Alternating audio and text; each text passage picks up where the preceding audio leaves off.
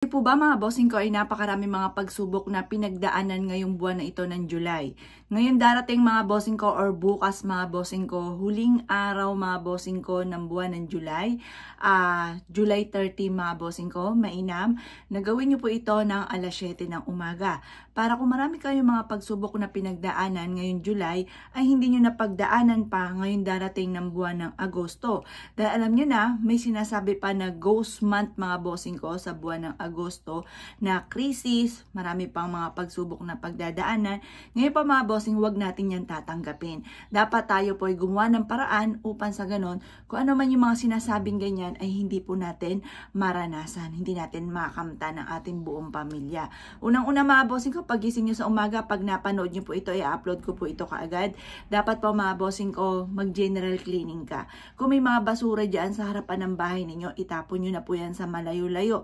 Hindi po yung nasa may gilid ng gate po ninyo mga bossing. Dahil yan daanan na yan, ay maaaring once na may mga madudumi dyan, yan po imbis po na pumasok ay swerte, maaaring mga negatibo ang pumasok po at makaranas kayo ng mga iba't ibang mga pagsubok. Lalo-lalo nga po may tinatawag tayo na ghost month mga bossing, para hindi po natin makamtan po yan. Ngayon po mga bossing ko, mag-general cleaning ka, alisin ang mga tuyong dahon bago sumapit mga bossing ko ang buwan ng Agosto. Kaya kapag napanood nyo ito ngayong huling araw ng July, para kung marami kang utang, marami kang problema ngayong buwan ng July, hindi nyo na maranasan po ito at hindi ka makaranas ng tinatawag na ghost month. Ngayon pa mga bossing, yung mga tuyong dahon, paguguntingin nyo po yan. Magdilig ng halaman, kailangan mga bossing ko ay kumbaga ma-welcome natin ang swerte. Pagkatapos mga bossing ko, yung mga madudumi sa may gilid ng pintuan ng inyong main door, alisin nyo na po yan mga bossing ko. At maglagay ka ng totoong halaman sa gilid ng main door at lagi nyo po itong didiligan. Ngayon po mga bossing ko, pagpasok naman ng inyo pong salas, dapat po mabubuksan ng maayos ang inyo pong main door. Dapat wala nakakikitang kalat po dito at maayos po ang lahat ng mga bagay-bagay. Malinis mga bossing. Kaya mag-general cleaning ka na. Yung mga anlilawa sa mga kisame ninyo, walisin nyo na po yan dahil yan po ay sumisimbolo ng kalungkutan at mga problema. Alisin nyo na po yung mga anlilawa sa inyo pong kisame. Ganon din po ang mga alikabok sa inyo pong main door. Magpunas na po kayo kaagad-agad. At para ma-welcome natin ang buwan ng Agosto, na kayo po mga bossing ko ay kung mga marami nga po mga pagsubok ay hindi nyo na pagdaanan pa ngayong buwan ng Agosto. Imbis na krisis ay kasaganahan ng inyong mata mo at kaswertihan. At pagkatapos po niyan mga bossing ko, sa inyong kusina, napaka-importante na malinis din ang inyong pong kusina. Kasi once na madumi ang inyo pong kusina, yun po ay sumisimbolo ng kaguluhan ng pamilya, mga pagtatalo at paghihirap mga bossing. Kaya dapat mga bossing ko, mainam na ang kusina po ninyo ay punasan yung mabuti at kailangan ang hapagkainan ninyo ay hindi po walang laman. Malas po yung inyong hapagkainan kung saan kayo ay nakain ng walang laman po yan. Dapat lagyan nyo po yan ng prutas or kahit anong, halimbawa yung 4 na sangkap, tubig, asin, asukal at bigas. Yon, maglagay ka sa hapagkainan po ninyo. At kung may prutas, makakabili ng prutas, lalo-lalo na ang oranges at apple, okay na okay po yan mga bossing. At yun din ang peras, pwede rin po yun. Or kaya ay saging. Maglagay kayo sa hapagkainan, huwag na huwag kang magpapawala dahil isang malaking malas po yan. Once na wala po kayong mga nakahain sa inyong hapagkainan, malas po yun. Ganun din po mga bossing ko, kailangan ng inyong kalan ay malinis. Mainam pa nga ipanlinis ninyo ay 1 tabon tubig at lagyan ng 1 kutsarang suka. At pagkatapos mga bossing ko, ipunas nyo po yan sa inyo pong kalan at saka sa inyo pong rep. Ipunas nyo po yan, alisin nyo yung mga malas mga bossing, yung duming yan, alisin nyo po yan. At pagkatapos ay maglagay ka ng 1 mangkukan or 1 baso na asin diyan sa kusina po ninyo. Diyan sa kung saan ka nagluluto, maswerte rin po yun. Or kaya sa pagkainan, okay na rin po yan. Ngayon pa mga bossing ko, mas mainam ng inyong rep ay laging malinis. Kasi yan ay sumisimbolo ng kawalan ng pera, kawalan ng pagkain, problema, lalo na sa pera. Ganoon din po mga bossing ko, pagdating naman sa CR po ninyo. Mainam mag-general cleaning ka ng CR at buhusan nyo po ito ng asin. Ang bawat strainer ay bubuhusan ng asin mga bossing.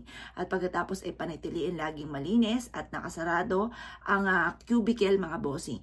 Kapag tapos ka na yung aridoro mo, takloban nyo Kailangan laging na may takip po yan. Kasi sabi nga po nila, once na may pumasok na swerte, diretso dyan sa aridoro, sa mga butas-butas, at maaaring patikim lang lagi ang swerte at hindi mag-stay po sa inyo. Kaya dapat po, nakasarado ang inyo pong aridoro. Pagdating naman po mga bossing ko, pati yung pintuan ng inyong CR, laging nakasarado.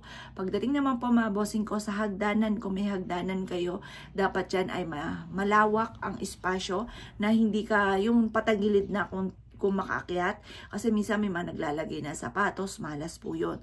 Huwag kang maglalagay ng mga sapatos dyan. Dapat maliwalas ang inyong hagdanan na walang kahit ano man na nakalagay po dyan.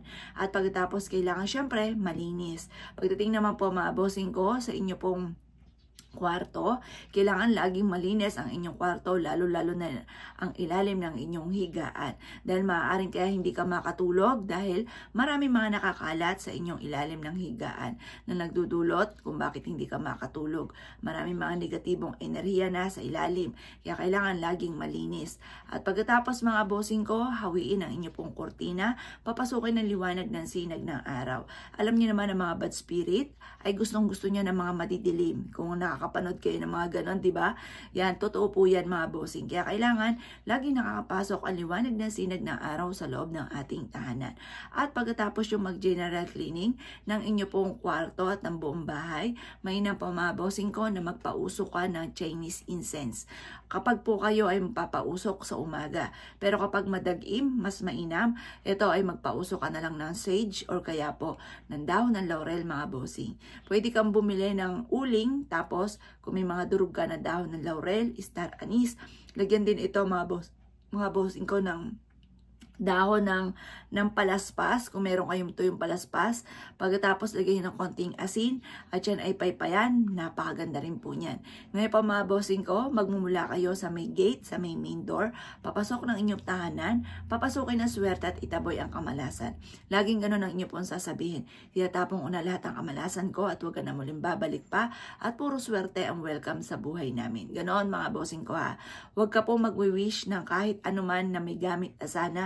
Lalo-lalo na mga bossing ko, yung mga pangarap ninyo, huwag kang gagamit na sana. Pwede kang habang nagpapausok, habang umuusok, paulit-ulit kayo nagwi-wish na mula sa inyo pong puso. Walang imposible mga bossing ko, lalo-lalo na ako ikaw ay masipag at matyaga.